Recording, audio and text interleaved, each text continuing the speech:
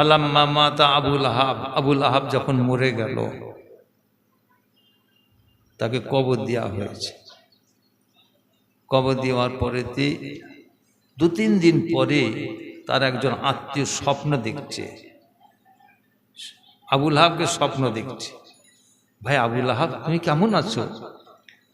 একসঙ্গে বসে গল্প টল্প করতাম, তুমি তো দুনিয়া থেকে চলে গেছো, তুমি কবরে চলে গেছো, তুমি এখন কেমন আছো?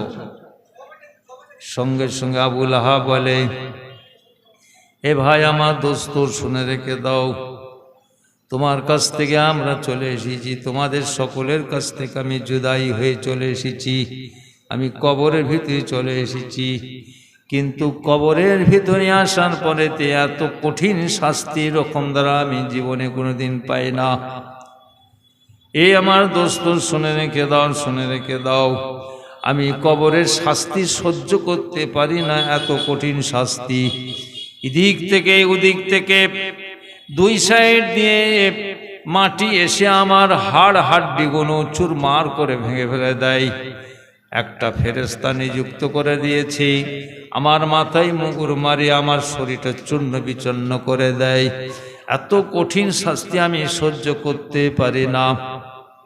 যখন সহ্য করতে পারি না, এই শাহাদত আগুনখানা নিয়ে আমার ভাতিজা মুহাম্মদ সাল্লাল্লাহু আলাইহি ওয়াসাল্লাম এসেছিল, আমাকে সংবাদ দিয়েছিল সবিয়া। এই সংবাদ পাওয়ার সঙ্গে সঙ্গে আমি এই আগুন দিয়ে ওকে ইশারা করে বলেছিলাম, যাও, আজ থেকে তোমাকে আমি আজাদ করে দিলাম, কেননা তুমি আমাকে এত সুন্দর একটা সুসংবাদ দান করে দিয়েছ। এই ভাই শুনে রেখে দাও, আমি যখন সহ্য করতে পারি না, আমার ভাতিজা মুহাম্মদ সাল্লাল্লাহু আলাইহি ওয়াসাল্লাম যখন চলে এসেছিল, যে আগুনটা দিয়ে আমি ইশারা করে দিয়ে সাহাবিয়াকে আমি আজাদ করে দিয়েছিলাম, আমি কবরে আযাব সহ্য না করতে পেরে ওই আগুনটা গালের ভিতরে ঢুকিয়ে দিই। গালের ভিতরে ঢোকার সঙ্গে সঙ্গে ওই আগুন থেকে ঠান্ডা মিষ্টি পানি পাই, যার উসিলায় আমি একটু কবরের শান্তি অনুভব করি, শান্তি অনুভব করি, শান্তি পাই। তাহলে আমরা তো আবুল আহাবের দল নেই। কি বাপ, আবুল আহাব ঈমান নিয়ে এসেছিল নাকি? সে কাফের ছিল। তাহলে আমার নবী এসেছে, সে যদি কাফের হয়ে সে যদি এত শান্তি পায়, তাহলে আমরা নবীর মহাব্বতে, আমাদের নবীর মহাব্বতে আমরা নবী দিবস পালন করছি, এতে আমাদের ঘরে আল্লাহ কিছু দেবে না? কি গো, দেবে না? আল্লাহ নবী, আল্লাহ রাসূল রাস্তা দিয়ে হেঁটে হেঁটে যাচ্ছেন, রাস্তা দিয়ে হেঁটে হেঁটে যাচ্ছেন। একজন সাহাবা, হুজুর ঘরে উঠানায় বসে আছি, ছেলে পুলে বি বাল বাচ্চা সকলকে নিয়ে বসে আছি। আল্লাহ নবী, আল্লাহ রাসূল, সাহাবা সেই সময় ছেলে বিবি বাল বাচ্চাকে বলছে, দেখো দেখো দেখো, এ আমার আওলাদেরা, ছেলেরা, নাতিরা, পুতেরা, দেখো আমাদের নবী যখন দুনিয়ায় আসেন না, এই দুনিয়ায় মারামারি, কাটাকাটি, খুনোখুনি, রাহাজানি ছিল। কি কষ্ট দিন চলে গেছে, কোন রকম ফুল ছিল না, ফল ছিল না, পানি ছিল না। আমাদের নবী যখন দুনিয়ায় আসলো, আল্লাহ পাকের নবীর ওসিলায় আল্লাহ পাক আমাদের জমিনে ফুল ফলে পরিপূর্ণ, পানিতে আল্লাহ ভরপুর করে দিলেন, খাবারে ভরপুর করে দিলেন, জমিনে ফসল আল্লাহ পাক ভরপুর করে দিলেন। আল্লাহর নবী, আল্লাহ রাসূল হেঁটে হেঁটে যাচ্ছেন, নবীর কান মোবারকে পড়ে গেল। ওরা কি যেন আমাকে নিয়ে আলাপ আলোচনা করছেন। নবী আমার চুপ করে শুনছেন। নবী শোনার পরেতে সম্মুখে চলে গেলেন। সাহাবা হুজুর সেই সময় নবীকে দাঁড়িয়ে সালাম দিচ্ছেন, আসসালাতু আসসালামু আলাইকা ইয়া রাসূলুল্লাহ, ইয়া হাবিবাল্লাহ। কি করছো তোমরা এখানে বসে? সাহাবা হুজুর কোনো কথা দিচ্ছে না, কোনো জবাব দিচ্ছে না। নবী আমার তখন বললেন, এ আমার সাহাবা, শুনে রেখে দাও, আমি নিজে স্বয়ং তোমাদের নবী কানে শুনেছি, তোমরা আমাকে নিয়ে খুশি করছো, আমার এই বিষয়ে আলাপ আলোচনা করছো, তবে তোমাদের জন্য আমি সুসংবাদ দিতে শুনে রেখে দাও, যে আমাকে নিয়ে খুশি করে, যে আমার আলাপ আলোচনা করে, আমাকে নিয়ে আনন্দ করে, তার জন্য কিয়ামতের ময়দানে আল্লাহ দরবারে আমার জন্য সুপারিশ করা ওয়াজিব হয়ে যাবে। আজকে ছেলেরা, আমার যুবক ছেলেরা, মা বোনেরা সেই নবী দিবস পালন করছে। নবী দিবস সারা বছর পালন করা যাবে, আমার নবীকে নিয়ে সারা বছর আনন্দ করা যাবে। 12 রবিউল আউয়াল শরীফ চাঁদে, ওই চাঁদে আমাদের নবী 12 তারিখে এসেছিলেন।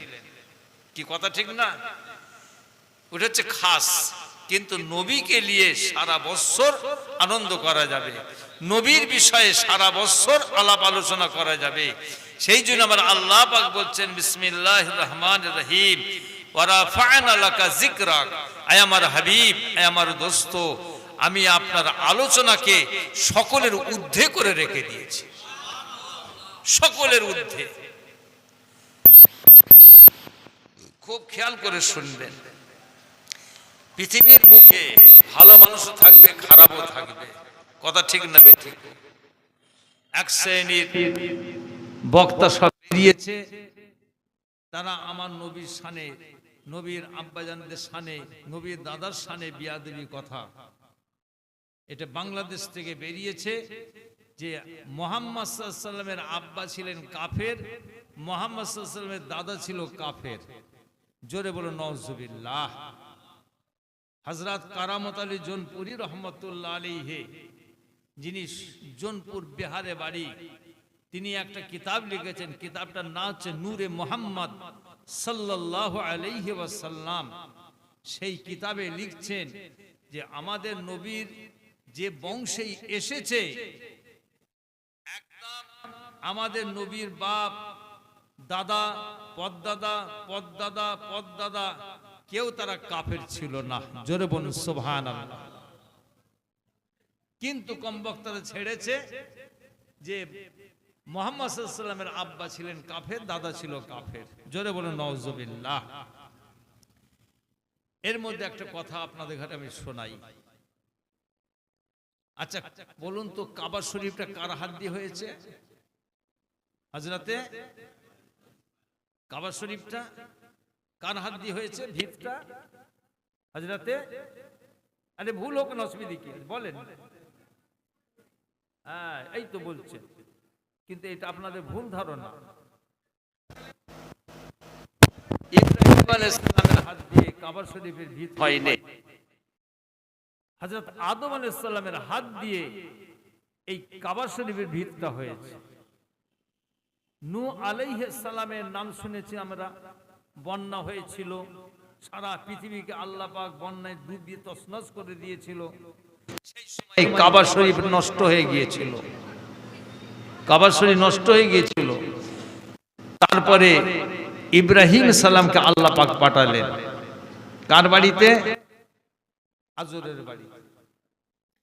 বিসমিল্লাহির রহমানির রহিম। ইয ক্বালা ইব্রাহিম লিআবি আযর, ইয ক্বালা ইব্রাহিম লিআবি আযর আতাত্তাখিযু আসনামান আলিহাতান ইন্নী আরাকা ওয়া কওমাকা ফী যালালিম মুবিন وكذلك نري إبراهيم ملكوت السماوات والأرض ملكوت السماوات والأرض وليكون من الموقنين فلما جن عليه الليل رأى كوكبا قال هذا ربي فلما أفلت قال لا أحب الآفلين إلى آخر الآيات। ইব্রাহিম আলাইহিস সালামের বাপের নাম কি ছিল? আজর। কোরআন শরীফে একেবারে আল্লাহ পাক বলছে কি করতো সে? বাবেল শহরে মূর্তি তৈরি করত, মূর্তি নির্মাণ করত। বাবেল শহরে একটা গির্জা ছিল, সেখানে মূর্তি নির্মাণ করত। কে? ইব্রাহিম আলাইহিস সালামের আব্বা আজর। আজর ছোট ছোট নির্মাণ করত। নমরুদের একটা মূর্তি ছিল, সোনার মূর্তি। কিসের মূর্তি? সোনার মূর্তি। বাবেল শহরে, জেরুজালেম, যেখানে ইহুদিরা সব গন্ডগোল করছে, সেই সব জায়গায়। খুব খেয়াল করে শুনবেন। এবারে আল্লাহ পাক ইব্রাহিম আলাইহিস সালামকে পাঠাবেন। এখন নমরুদ শুয়ে আছে, স্বপ্ন দেখছে, একটা তারকা উঠেছে, ঝিলমিল করছে, বড় একটা তারকা। ঘুম, ছোট করে বলছি, ঘুম ভেঙে গেছে। গণকরকে দেখে বলছে, দেখো আমি আজ রাত্রি স্বপ্ন দেখেছি, স্বপ্নের তাবির কি হবে বলো। সবাই সব বসে আছে, এ ওর মুখের দিকে চাইছে, ওর মুখে তাবিরের মানে কথাটা বলতে চাইছে না, ভয়ে বলতে চাইছে না। কেন? তিনি হচ্ছেন ওদের খোদা। জোরে বলেন নাউজুবিল্লাহ। নমরুদ, ফেরাউন, সাদ্দাত, হামান, যারা পৃথিবীর বুকে দাঁড়িয়ে বলেছিল আনা রব্বুকুমুল আলা, আমি হচ্ছে তোদের বড় খোদা। জোরে বলে নাউজুবিল্লাহ। এত আল্লাহ পাক তাদের ঘরে পাওয়ার দিয়েছিল। একজন বলল, রাজা মশাই, তাহলে আমি বলি আপনাকে। হ্যাঁ বলো তো কি হয়েছে?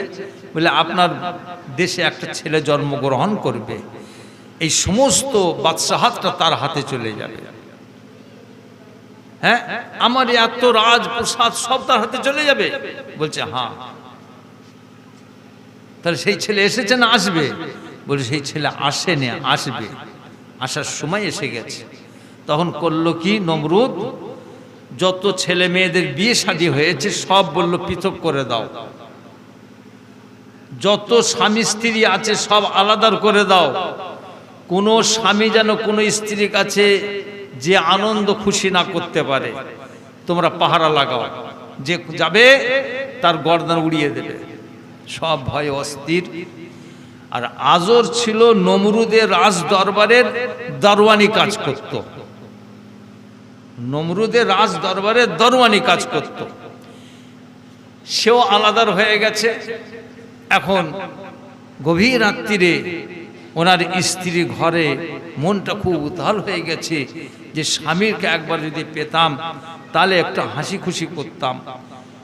ওর ঘুম হয়নি রাজ দরবারে, ও চিন্তা করছে যে আমার আদনাকে একবার যদি আমি পেতাম তাহলে একটা হাসি খুশি করতাম। এখন ও রাজ দরবারে সারা রাত জেগে দরওয়ান হিসাবে দাঁড়িয়ে আছে। ওনার স্ত্রী অর্থাৎ ইব্রাহিম আলাইহিস সালামের আম্মা, উনি বেরিয়ে পড়েছে ঘর থেকে রাত্রিরে, হেঁটে হেঁটে হেঁটে রাজ দরবারে যে হাজির, দেখছে জনশূন্য মানুষ, কেউ নাই, আমার স্বামী দাঁড়িয়ে আছে। সামনে যে বলছে, এই আজর, আরে তুমি এখানে? বলছে আমি চলে এসেছি, এখানে কোনো নির্জন জায়গা নাই? বললে হ্যাঁ আছে, সেখানে চলো। সেখানে নিয়ে গেল। আল্লাহ পাক সেখানে স্বামী স্ত্রী মিলন দান করলেন। জোরে বলুন সুবহানাল্লাহ। যাও, চলে যাও, ঘরে চলে যাও। ঘরে চলে গেল। এইবারে সকালবেলা গণককারা সব এসে হাজির। জাহাপানা বলে, কি হয়েছে? যে ছেলের কথা আপনাকে বলছিলাম সেই ছেলে আজকে রাত্রে মায়ের পেটে চলে গেছে। এত পাহারা টাহারা দিচ্ছে, কে, কোন ছেলেটা, কোন মেয়েটা, তা তো বলতে পারবো না আমরা। নমরুদ ঘোষণা করে দিল, দেখো যত মেয়েদের পেটে বাচ্চা আছে সব তোমরা পাহারা লাগাও। যদি বেটা ছেলে আসে, মায়ের কোল থেকে ছিনিয়ে ওই নবজাত শিশু বাচ্চাগুলোকে কতল করে দাও। আইন জারি হয়ে গেল। হাজার হাজার বাচ্চাকে কতল করা শুরু হয়ে গেল। আল্লাহ নবী ইব্রাহিম আলাইহিস সালাম পেটে রয়েছেন। এখন চিন্তা করছে মা, আস্তে আস্তে আস্তে চিন্তা করছি যে আমার তো পেটে মনে হচ্ছে একটা বাচ্চা আছে, মাঝে মাঝে লড়চড় করে, মুতো মুতো মারে। এখন বাচ্চা যদি ঘরে এসে যায়, ওরা এসে মেরে ফেলবে। বাচ্চা আসার সময় এসে গেছে, ছোট করে বলছে বাচ্চার সময় এসে গেছে, এখানে থাকলে হবে না। হযরত ইব্রাহিম আলাইহিস সালামের আম্মা আস্তে আস্তে রওনা হয়ে গেল। নিজের ঘর ছেড়ে দিয়ে চলে যাচ্ছে, পাহাড়ের কিনারায় চলে গেল। পাহাড়ের কিনারায় গিয়ে একটা গুহা খুঁজছেই, একটা গুহা পেয়ে গেল। ইব্রাহিম আলাইহিস সালাম আম্মা গুহার ভিতরে আস্তে আস্তে ঢুকে পড়লেন। ঢুকে পড়ার সঙ্গে সঙ্গে আল্লাহ পাক সেখানে প্রসাব বেদনা আল্লাহ পাক দান করলেন। আল্লাহ পাক এই পাহাড়ের গুহার ভিতরে আল্লাহ পাক একটা বাচ্চা ছেলে দান করলেন, বেটা ছেলে। সেই ছেলেটা হচ্ছে আল্লাহ পাকের দোস্ত নবী ইব্রাহিম আলাইহিস সালাম। মা তাড়াতাড়ি করে বাচ্চাকে পরিষ্কার করে দিয়ে কাপড় গায়ে দিয়ে ঘুমিয়ে দিয়ে, বাবা ইব্রাহিম তুমি একটু ঘুমিয়ে থাকো, আমি সংসারে কাজটা করে আবার তোমার কাছে আসবো। মা তাড়াতাড়ি করে গুহার মুখে একটা পাথরের টুকরা ঢাকা দিয়ে দিল, যাকে কোনো রকমের চতুষ্পদ জানোয়ার ঢুকে গিয়ে আমার বাচ্চাকে না খেয়ে ফেলে। আস্তে আস্তে দৌড়ে দৌড়ে গিয়ে ঘরে পৌঁছে গেল। এদিকে আজর চুপ করে বসে আছে পথিকের মতন, কোন সময় আমার স্ত্রী আসবে। এসে হাজির হয়ে গেল। এত দেরি কি ব্যাপার? হ্যাঁ দেরি, সংসারে তো কাজকাম করছি, সংসারে তো রান্না টান্না করতে হবে। পাহাড়ে গিয়েছিলাম একটু কাঠফাট কাটাকাটি করার জন্য। তবে শোনো, আমার পেটে একটা বাচ্চা ছিল, মাঝে মাঝে গুঁতা মারে বলেছিলাম। বলে হ্যাঁ, আমি রাস্তা দিয়ে আসছিলাম, আস্তে আস্তে সেই বাচ্চাটা চলে এসেছি। সে বাচ্চা কোথা? মরা বাচ্চা। মরা বাচ্চা কি করলে? মরা বাচ্চা কি করব, ওইখানে বালি ফালি সরিয়ে দিয়ে চাপা দিয়ে চলে এসেছি। কেন ও কথাটা বললো? কেন?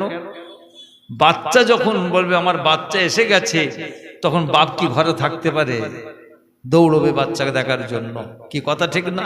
আল্লাহ আমাদেরও সব বাচ্চা দিয়েছে। পয়লা বাচ্চা যখন আসে সব ছেড়ে দিয়ে দৌড়ে চলে যায় শ্বশুর বাড়ি। কি বাচ্চা দেখার জন্য দৌড়ায়। কি কথা ঠিক না? আল্লাহ পাক একটা মহাব্বত দান করে দিয়েছে। এ মুসলমানের ছেলেরা, আমার বাবা জীবনেরা, মা বোনেরা শুনে রেখে দেন। এদিকে ইব্রাহিম আলাইহিস সালামের আম্মা আদনা সংসারের কাজ শুরু করে দিয়েছি, কিন্তু কানের ভিতরে আওয়াজ আসছে আমার ছেলে ইব্রাহিম যেন উঠে পড়েছে, কাঁদছে, চিৎকার করে মা মা বলে কাঁদছে। তাড়াতাড়ি করে নবী ইব্রাহিম আলাইহিস সালামের আম্মা সমস্ত সংসারে কাজকর্ম ছেড়ে দিয়ে রওনা হয়ে গেল। তাড়াতাড়ি করে পাহাড়ের কিনারায় গিয়ে গুহার কাছ থেকে পাথরের টুকটা সরিয়ে দিয়ে আস্তে আস্তে ঢুকে পড়ল। ঢুকে পড়ার সঙ্গে সঙ্গে ইব্রাহিম আলাইহিস সালাম মা কি দেখছে, হাইরে বাচ্চা সোনা ইব্রাহিম, তুমি চিৎকার করে কেঁদেছো, বড্ড ভোগ লেগেছে। আমি তোমার আম্মা এসে হাজির হয়েছি, এখনই তোমাকে দুধ পান করাবো, এখনই তোমাকে আমি দুধ খাওয়াবো। নবী ইব্রাহিম আলাইহিস সালাম ওনার আম্মা দেখতে পেলেন দুইটা আঙুল মুখের ভিতরে ইব্রাহিম আলাইহিস সালাম গালের ভিতরে ঢুকিয়ে দিয়ে চুষছে। বাবা ইব্রাহিম বড্ড ভোগ লেগে গিয়েছে। বাবা এই যে তোমার মা, আমি চলে এসেছি তোমাকে স্তন পান করাবো। হাইরে তোমাকে এত ভোগ লেগেছে, তুমি দুটা আঙুল গালের ভিতরে ভরে নিয়েছো। নবী ইব্রাহিম আলাইহিস সালামের আম্মা সঙ্গে সঙ্গে ছেলের মুখ থেকে আঙুলখানা যখন সরিয়ে দিয়েছে, দেখতে পাওয়া যাচ্ছে আল্লাহ পাকের অপার ক্ষমতায় একটা আঙুল থেকে মধু বের হচ্ছে, আর একটা আগুন থেকে দুধ বের হচ্ছে। আল্লাহ পাকের কুদরত জ্ঞানের বাইরে। 7 বছর ছিল। ক বছর? 7 বছর। 7 বছর পরে ঘরে আসলেন। ঘরে আসার পরেতে বাবেল শহরে রাজ্য উৎসব হবে ঘোষণা করে দিল নমরুদ, কাল রাজ্য উৎসব হবে, সব বাবেল শহরে যাবে, সব গির্জার কাছে এসে হাজির হবে অমুক তমুক। সেই রাত্রি ইব্রাহিম আলাইহিস সালাম করলেন কি, বাবাজি রাত্রিরে গিয়ে ওনার বাপের কাছে চাবি ছিল, এ সব ভেঙে চুরমার করে দিয়ে কুড়ুলটাকে কাঁধে রেখে দিয়ে চলে পড়েছে। খুলে দেওয়া হলো দরজা। হে হামান, জাহাপানা বলুন, এ কি এত বড় ক্ষমতা, কে রকম করলে? অপরাধীকে ধরো। জাহাপানা, অপরাধ তো কেউ করে না, তবে একজনের বিরুদ্ধে উচ্চারণ করতো, সেই হচ্ছে তার নাম হচ্ছে ইব্রাহিম, আজরের বেটা, তাই নাকি? সে কোথা? আল্লাহর নবী ইব্রাহিম আলাইহিস সালাম সেখানে চুপ করে দাঁড়িয়ে আছি। এই যে সঙ্গে সঙ্গে ইব্রাহিম আলাইহিস সালামকে ডাকা হলো, এ আজরের বেটা তুমি এ কর্ম করেছো?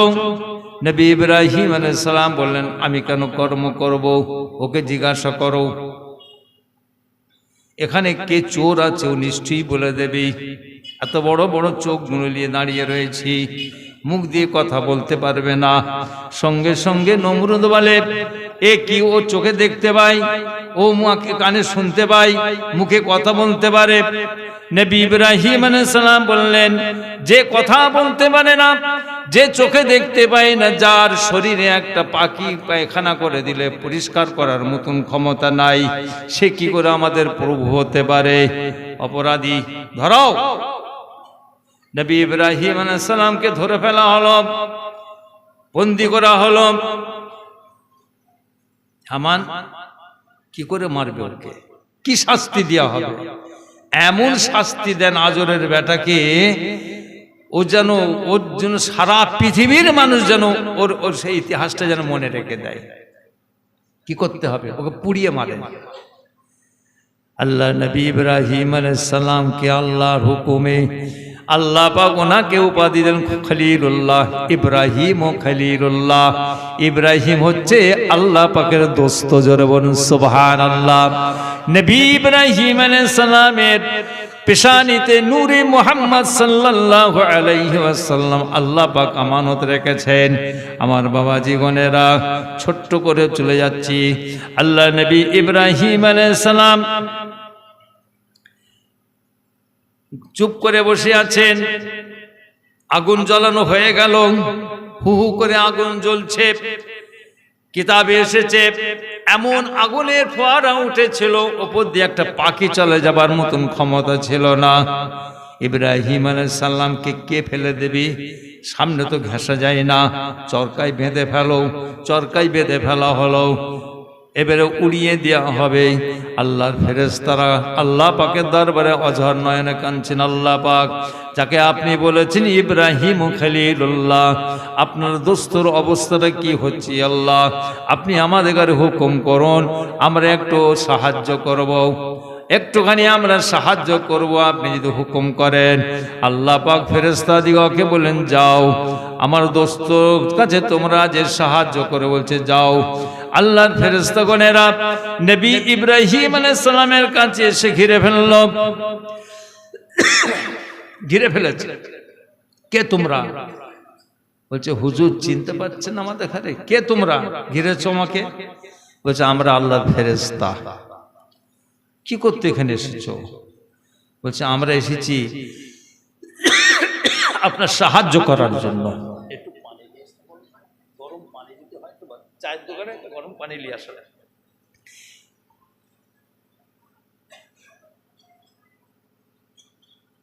এখানে কি করতে এসেছো? বলছে, আপনার সাহায্য করার জন্য এসেছি। কেন সাহায্য? কিসের সাহায্য? এই আপনাকে ধরে ওই আগুনে ফেলবে। সঙ্গে সঙ্গে আল্লাহ পাকের দোস্ত ইব্রাহিম আলাইহিস সালাম বললেন, তোমাদের সাহায্য আমার দরকার নাই। আমি ইব্রাহিমের এই অবস্থা হচ্ছে, আমার আল্লাহকে চোখে দেখতে পায় না, আমার আল্লাহ পাককে আমার অবস্থা দেখতে পাওয়া যায় না। তোমাদের সাহায্য দরকার নাই।